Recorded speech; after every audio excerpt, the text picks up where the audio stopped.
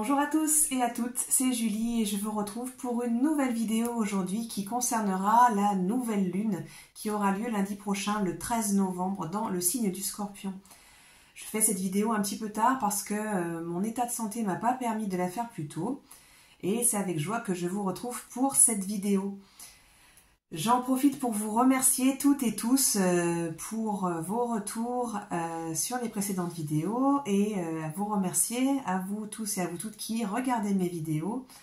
Ça me fait très chaud au cœur de savoir que ces vidéos sont visionnées par pas mal de monde et que elles vous servent en fait. Donc merci à tous pour vos petits commentaires. Et puis pour tous les retours que vous avez pu me faire de différentes manières. Si cette vidéo vous parle, elle vous résonne, eh bien tant mieux.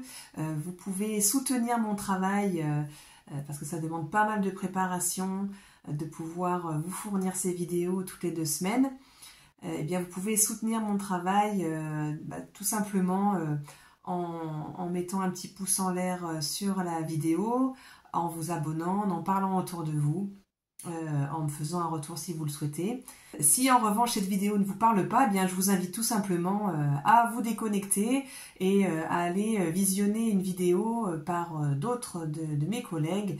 On trouve des dizaines de chaînes qui proposent des vidéos désormais sur les pleines lunes et les nouvelles lunes et plusieurs d'entre elles sont de très très bonne qualité et il y a vraiment des personnes qui résonnent avec tout un tas d'astrologues différents et je suis sûre que vous trouverez la personne qui vous conviendra.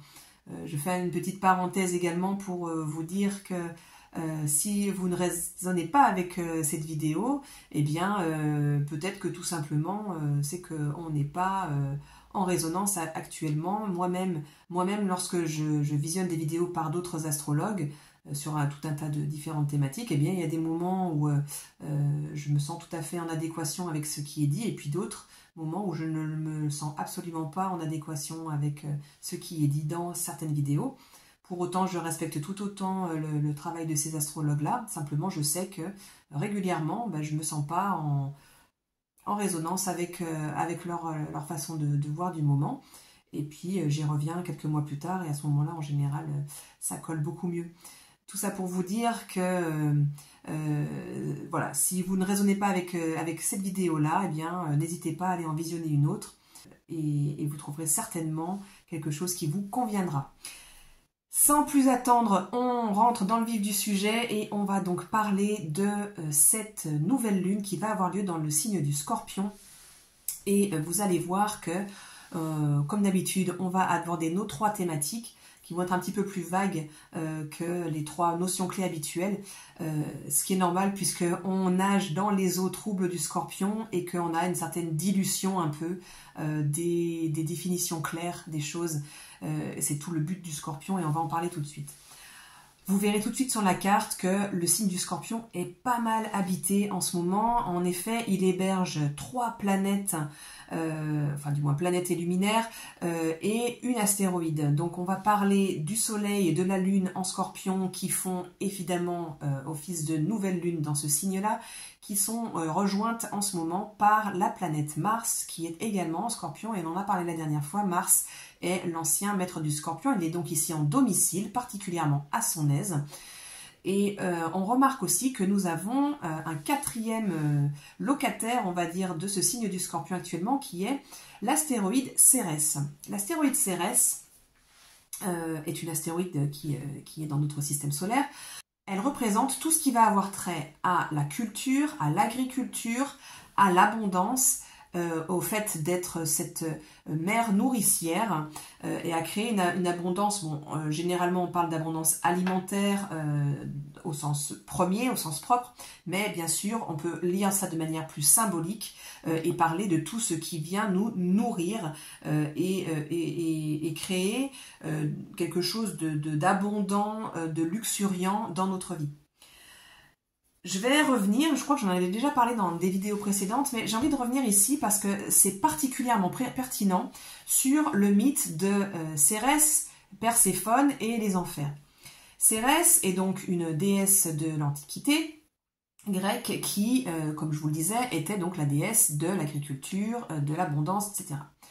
Elle a une fille qui se nomme Perséphone et qui est une jeune femme qui est particulièrement belle et pleine de vie, et tellement belle qu'elle attire l'attention de Hadès, le maître des enfers, qui décide de la kidnapper et de l'emmener aux enfers avec lui pour en faire sa femme. Donc, à l'origine, elle se retrouve donc totalement contre son gré, plongée dans le monde d'en bas où il n'y a plus le soleil, il n'y a plus la lumière, et donc on est aux enfers, contrairement à sa vie qui a été jusqu'à présent aérienne, solaire, et donc avec sa mère qui régit tout ce qui est la croissance des plantes, le nourrissement et l'abondance.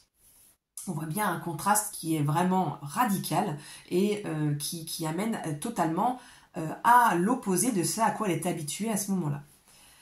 On a donc une jeune femme qui est amenée dans les profondeurs contre son gré. Elle y est donc kidnappée et elle devient, on imagine contre son gré aussi, l'épouse de Hadès et devient donc, par voie de conséquence, reine des enfers, mais au départ, c'est absolument pas voulu. Ce qui se passe au bout d'un certain temps, c'est que non seulement donc on a Cérès qui est complètement éplorée et dévastée par la disparition de sa fille, à tel point que les récoltes deviennent catastrophiques et qu'elle est tellement omnibulée par le fait de retrouver sa fille qu'elle en perd le contact avec son but premier, hein, qui est d'être cette mère nourricière.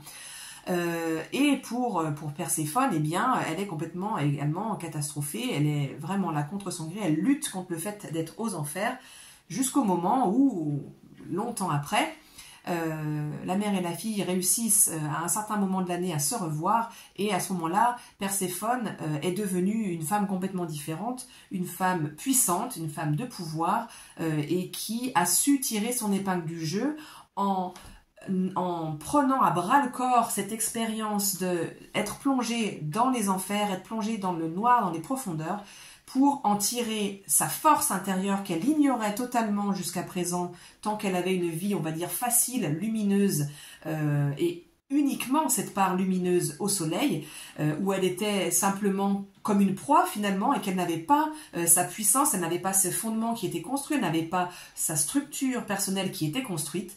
Elle se les a construites elle-même en acceptant d'être plongée aux enfers, de regarder ce qu'elle avait à regarder en face, de traiter avec ce qu'elle avait besoin de traiter, pour pouvoir émerger comme étant réellement cette fois-ci la reine des enfers, et donc souveraine, en ayant toujours donc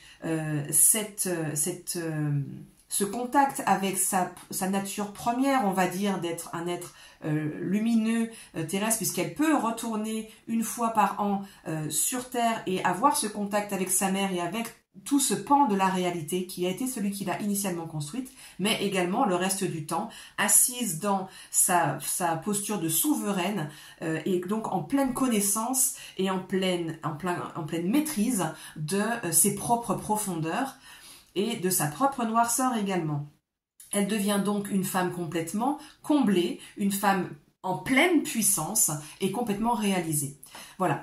Alors, j'ai raconté à nouveau ce mythe-là, puisqu'il est parfaitement à l'image de ce qui se joue actuellement pour nous avec la carte du ciel. On a donc ces trois planètes principales, là, qui sont le Soleil, la Lune et Mars, dans le signe du Scorpion, qui nous invite évidemment à faire un nouveau départ avec cette nouvelle lune, soleil et lune conjoints, dans ses propres profondeurs pour venir les explorer. Et non seulement on a ce nouveau départ, mais qui est renforcé par l'énergie martienne, qui est une énergie qui va de l'avant, qui cherche à nous emmener vers la direction qui nous permet d'avancer. Mars ici, comme je l'ai dit, il est chez lui, il est en domicile, en Scorpion, il est donc particulièrement à son aise, et Mars représente notre volonté d'action, notre puissance d'action, notre libido, dans le sens sexuel et dans le sens aussi de l'énergie de vie qui circule en nous et qui nous nous pousse de l'avant, qui nous pousse à construire nos journées, à construire notre réalité. Mars ici donc est motivé par le fait de plonger dans ses propres profondeurs. Il nous invite à aller voir tout ce qui est dans l'ombre, tout ce qu'on ne veut pas ou peut pas regarder en général dans nos vies, ou que jusqu'alors on n'a pas pu ou pas voulu regarder. Et en général, ça nous remonte au visage de manière assez forte pendant la période du Scorpion pour qu'on ne puisse plus l'ignorer. Certainement que vous avez certaines thématiques qui peuvent revenir sur l'avant de la scène en ce moment, avec ce passage en Scorpion qui est vraiment renforcé par donc toutes ces planètes comme on vient de le dire. Les thématiques qui peuvent être à l'œuvre en ce moment, celles qui sont les thématiques de choix du Scorpion, ça peut en être d'autres, mais il y a de fortes probabilités pour qu'on traite de sexualité et de trauma ayant un lien à la sexualité avec le Scorpion et avec Mars, qui parle aussi de libido et de sexualité. On peut avoir des thématiques et des problématiques liées aux luttes de pouvoir, ou en tout cas à la recherche de relations de pouvoir autour de nous. On peut avoir aussi affaire à tout ce qui a trait à l'argent, à l'enrichissement, à tout ce qui va être des thématiques qui sont obsédantes et des thématiques qui sont un peu tabous. Donc ça peut aussi toucher à tout ce qui est un peu ésotérique, tout ce qui touche aussi à la mort. Voilà les thématiques principales, mais évidemment que ça peut être beaucoup plus vaste que ça, et selon votre thème natal et les transits qui sont en train de vous activer actuellement certaines planètes, eh bien vous pouvez avoir toute autre questions qui reviennent à l'avant pour vous, mais en général elles reviennent ici de manière assez pressante, et pressante, et on va voir pourquoi. Il ne faut pas oublier que Mars non seulement est ici en domicile en Scorpion, mais qu'il est aussi le maître du nœud nord qui est actuellement en bélier, donc son signe principal. Et que cette thématique du nœud nord en bélier, c'est la thématique de fond évolutive du moment, où on nous demande de pouvoir retravailler ces dynamiques d'action pour pouvoir savoir où on veut aller, être capable d'y aller avec nos propres moyens et de manière constructive, tout en étant à la fois maître de la direction que l'on choisit de prendre, et tout à la fois avec le nœud sud en balance, en relation harmonieuse avec l'environnement, avec l'autre. Eh bien, ici, la présence de Mars en transit en Scorpion vient nous dire que pour pouvoir accéder à cette puissance d'action, de mise en mouvement, d'initiation, d'initiative saine et efficace avec le bélier représenté par le nord, eh bien il faut d'abord passer par l'exploration de nos profondeurs et aller voir tout ce qui est généralement mis de côté ou occulté parce qu'on ne veut pas le regarder, parce que on n'a généralement pas envie de voir que, à l'instar de Perséphone, de voir donc que on a en nous toutes ces parts sombres. Les parts de lutte de pouvoir, on les a toutes en nous. Toute relation, quelle qu'elle soit, aussi saine et bonne qu'elle soit, a intrinsèquement en elle une question de thématique de pouvoir. Nous avons également des pulsions avec le Scorpion qui sont là et qu'on ne peut pas forcément s'expliquer. On peut avoir des peurs qui sont complètement viscérales, qu'on ne peut pas forcément s'expliquer non plus avec le Scorpion. On peut avoir des obsessions. On peut avoir des choses qui vont avoir trait donc à l'argent, au pouvoir, au sexe, à la mort, à l'ésotérisme, à la psychologie profonde et donc à des traumas peut-être enfouis qui vont revenir ici.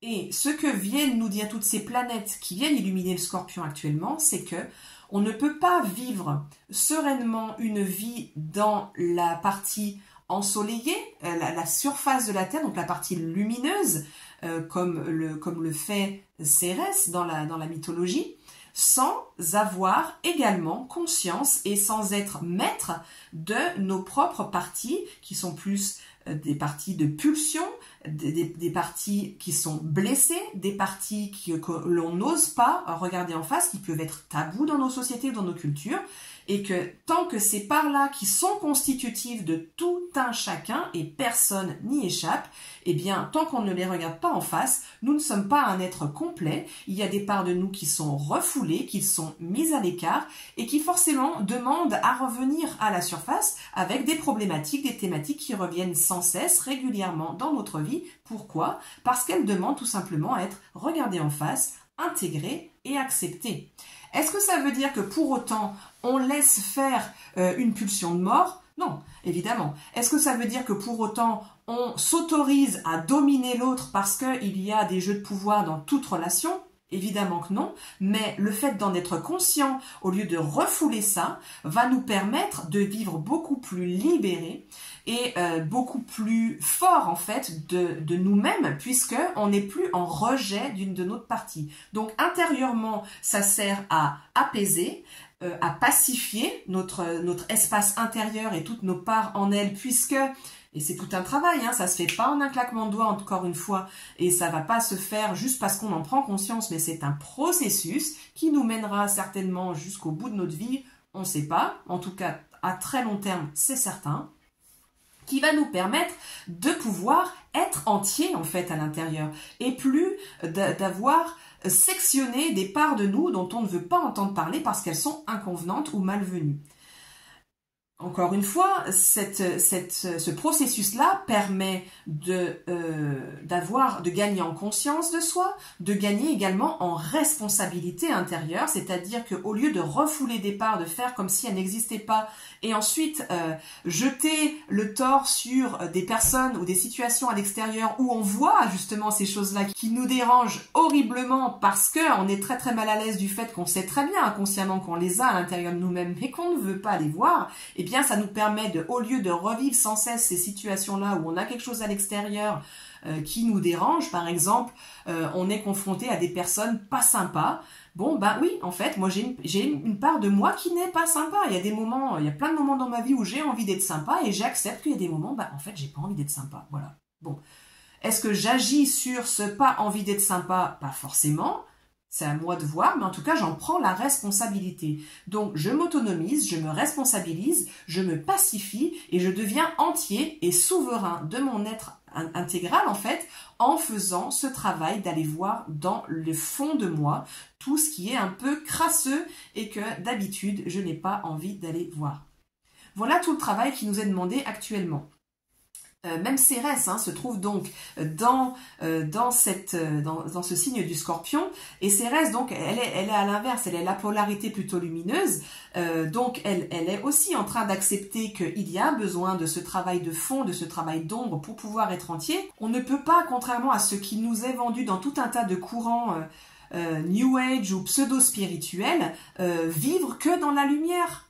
Il n'y a pas de combat lumière et ombre, c'est pas vrai en fait, ce n'est pas une réalité. Il y a de l'ombre et il y a de la lumière. En fait, c'est un équilibre à trouver. Qu'est-ce qu'on en fait? Qu'est-ce qu'on fait de notre ombre? Est-ce qu'on la rejette? C'est pas parce qu'on la rejette qu'elle va cesser d'exister, hein.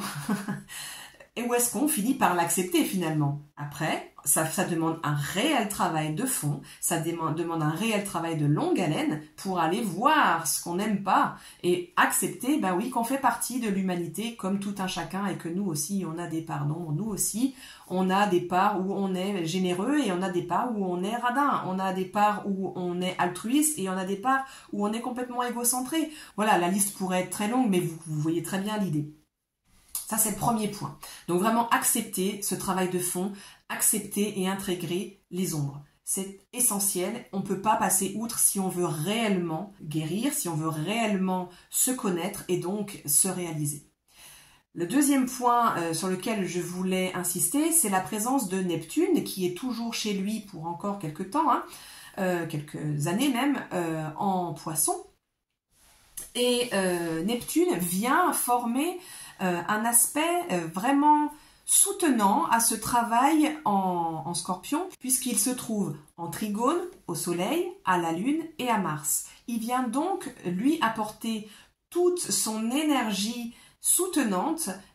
Neptune représente en fait l'amour divin, l'amour transcendant en fait, pas la définition d'amour que l'on trouve en général dans notre dimension humaine, mais vraiment cet amour divin auquel on n'accède qu'à de brefs moments dans notre vie, des moments d'illumination. Et cette énergie d'amour divin, d'altruisme, d'humanisme vient vraiment dissoudre un petit peu la difficulté, la dureté du Scorpion, vient apporter une eau un peu plus douce, l'eau des poissons à celle du Scorpion, et vient amener une eau encore plus transcendante, dans le sens où le Scorpion cherche la transcendance, il ne cherche pas lui à faire ce travail de fond pour s'y morfondre ou pour s'y complaire, il cherche la transcendance, il cherche la transmutation. C'est l'alchimiste, le Scorpion, celui qui transforme le plomb en or. Et donc, ces noirceurs que l'on peut trouver, ces parts d'ombre que l'on peut trouver à l'intérieur de nous ou dans notre environnement, l'idée c'est de pouvoir les transmuter pour pouvoir s'en servir et devenir donc souverain. Ici, la dimension supplémentaire que vient apporter Neptune, c'est une dimension de douceur, d'amour, de gentillesse, de compassion, donc envers soi-même pour faire ce travail, comme vient le permettre également Cérès, qui est vraiment une astéroïde qui amène beaucoup de douceur et qui amène cet espace cocon, enfin cocon c'est pas vraiment le mot, c'est plutôt un espace sécure pour pouvoir faire le travail en fait. Et bien Neptune, lui, vient apporter plus de douceur, plus de dilution, des énergies qui peuvent être assez tendues, on va le voir dans le troisième point actuellement, et vient apporter cette notion également d'idéalisme et de transcendance dans le sens de « je fais ce travail de fond pour moi, pour ma souveraineté », oui, mais pas que. Il y a vraiment une notion aussi de donner le meilleur de soi pour l'humanité, pour le vivant en fait. C'est pas juste l'humanité, c'est pas juste les humains, ce que je veux dire. C'est si jamais ce qui vous touche, c'est la cause animale, et bien voilà, ça s'y prête aussi. Si c'est l'environnement également. Bon, il y a quand même une dimension humaniste qui est très forte et sociale qui est très forte avec les poissons et Neptune, mais ça transcende en fait les définitions on va dire de race animale, on va dire, si j'englobe les humains dans une race animale, quoi. Donc c'est plus vaste que ça. Et donc Neptune ici vient apporter toute cette douceur, toute cette notion également de transcendance qui nous amène à quelque chose de plus spirituel, à quelque chose de plus grand que nous. Et ce travail, on le fait pas juste pour nous, on le fait aussi pour plus grand que nous. Donc ça va dans les deux sens. Et ça nous aide, nous, à apporter de la douceur, de la facilité, de la fluidité dans ce travail de guérison, de transcendance, de transmutation. Et également dans l'autre sens où ce travail va servir à quelque chose de plus grand que nous également. Donc ça, c'est la deuxième thématique, et c'est quelque chose qui va être assez aidant parce que on va le voir, notamment sur l'action de Neptune sur Mars, il va pouvoir aider Mars à être un peu moins tendu, un peu moins précipité, un peu moins dans cette volonté d'agir vite, fort, et il va diluer également un petit peu, il va aider à diluer la nervosité ambiante, dont on a déjà parlé, mais qui est d'autant plus renforcée en ce moment. On y vient tout de suite avec le troisième point dont je voulais parler, c'est Uranus qui est en opposition cette fois-ci au Soleil, à la Lune et à Mars. Et Uranus opposé notamment à Mars, puisque j'étais en train d'en parler, peut accentuer vraiment un climat de tension, de nervosité, puisqu'il va insuffler à Mars cette volonté vraiment d'agir fort, vite, efficace, rapidement. Et il peut y avoir beaucoup d'impatience, beaucoup de frustration insufflée, donc de nervosité par Uranus sur Mars, qui va vouloir d'autant plus rentrer dans le tas, j'ai envie de dire, pour pouvoir éclater en mille morceaux les espaces qui étaient encore sombres et qui étaient encore pas réglés, pour pouvoir passer à autre chose.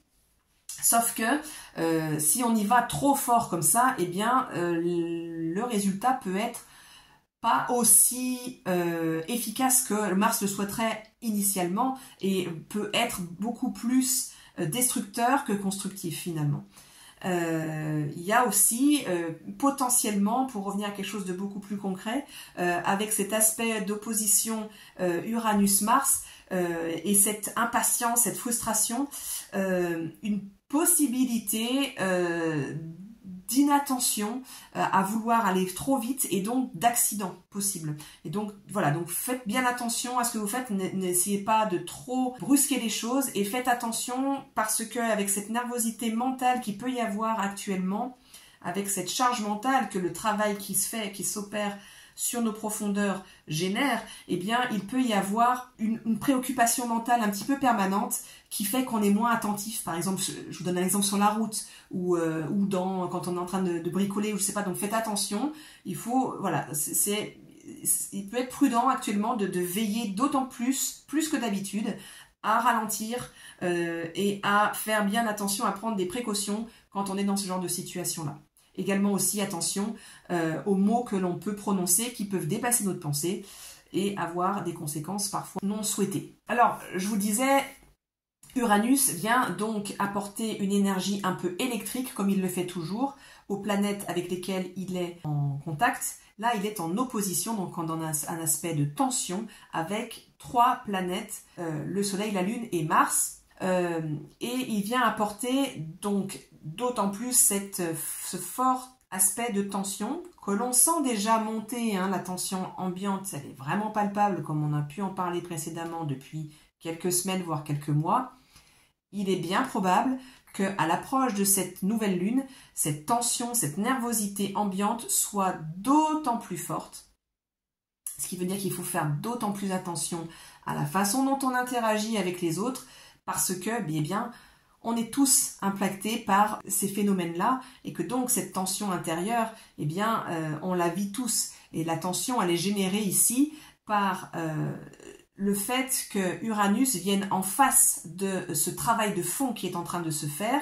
Uranus, lui, il est en Taureau et il cherche le changement pour avoir quelque chose de plus écologique. On pourrait peut-être interpréter ça ici comme une recherche d'écologie intérieure et il va donc pousser au changement pour que tout ce qui n'est pas à la lumière, tout ce qui n'est pas réglé intérieurement dans nos profondeurs le soit rapidement, efficacement, mais par contre avec Uranus de manière totalement imprévisible et souvent inattendue.